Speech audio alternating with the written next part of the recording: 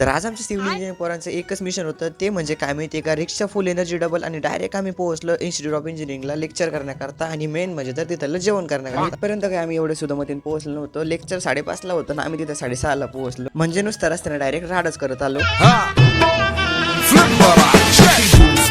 तर नमस्कार मंडळी, माझं नाव ठेवलेले म्हणजे तुमचा गावठेवला घर. आज सकाळी माहिती आहे का, आपण डायरेक्ट तयार होऊन निघालो होतो कॉलेज करतात. तर कॉलेजमध्ये माहिती आहे का, आज रेग्युलर क्लासेस आणि त्यानंतर प्रॅक्टिकल होणार होतं. आणि हे सगळं झाल्यानंतर माहिती आहे का, आम्ही डायरेक्ट येऊन पोहोचलो ग्राउंडवर क्रिकेट खेळण्याकरता. ग्राउंडवर आल्यानंतर माहिती आहे का, आम्ही टीम वगैरे पाडल्या आणि त्यानंतर माहिती आहे का, टॉस पण झाला ना. आम्हाला माहिती आहे का, सध्या बॉलिंग आली होती. मग मी लागलो फिल्डिंगला. मग आम्ही 2-3 मॅच खेळल्या आणि त्यानंतर आम्ही निघालो होतो इन्स्टिट्यूट ऑफ इंजिनिअरिंग. त्याकरता माहिती आहे का, सगळ्यात पहिले रूमवर आलो, कपडे वगैरे चेंज केले आणि बाकीचे जे करायचे राहिले होते म्हणून थोडं थांबलो. आणि त्यानंतर सगळी गँग निघाली डायरेक्ट आपले इन्स्टिट्यूट ऑफ इंजिनिअरिंग कडे जाण्याकरता. रिक्षा स्टॉपवर आलो. त्यानंतर माहिती का, आम्ही एक रिक्षा केली आणि त्यामध्ये 9 जण असे दाबू बसवले, म्हणजे भाई डायरेक्ट काय सांगावं. आणि त्यानंतर डायरेक्ट आम्ही येऊन पोहोचलो टेलिफोन एक्सचेंज मेट्रो स्टेशनला. इथं आल्यानंतर माहिती का, आम्ही सगळ्यात पहिले पाहिलो तिकीट काढण्याकरता, कारण की आमचं लेक्चर 5:30 वाजता होतं ना. आम्ही इथून 5:30 वाजता निघालो म्हणल्यावर आम्हाला 1 तास लागणारच झाला. मग तिकीट वगैरे काढलं. त्यानंतर चेकिंग वगैरे झाली, कारण की आमच्यासोबत असे आतंकवादी ना, त्यांना चेक करणंच पडतं. नंतर आम्ही पोहोचलो प्लॅटफॉर्मवर. हा एक आमच्यासोबतचा माहिती का, तिकीट काढून सुद्धा मेट्रोला हात द्यायला आहे, म्हणजे माहितीये का भाई, हमने गरीबी देखी आहे. मेट्रोमध्ये बसलो, सनसेट वगैरे एन्जॉय केला आणि त्यानंतर डायरेक्ट येऊन पोहोचलो इन्स्टिट्यूट ऑफ इंजिनिअरिंगला. आणि आम्ही तब्बल 1 घंटा लेट झालो होतो, पण त्यामध्ये एक आपलं बेनिफिट आहे, कारण की लेक्चर 6 वाजता सुरू झालं होतं आणि आम्ही 6:30 ला पोहोचलो होतो. आणि या लेक्चर मधून माहिती आहे का, आम्हाला एक गोष्ट समजली, जी गोष्ट कोणीच करू शकत नाही ती गोष्ट सिव्हिल इंजिनियर 100% करू शकतो. मग काय मस्तपैकी जेवण वगैरे करण्याकरता गेलो, जेवण वगैरे फुल केलं आणि त्यानंतर निघालो घर जाण्याकरता. जर व्हिडिओ आवडला व्हिडिओ लाईक करा, चॅनलला फॉलो करा सगळ्यांनी. तोपर्यंत सगळ्यांना बाय बाय.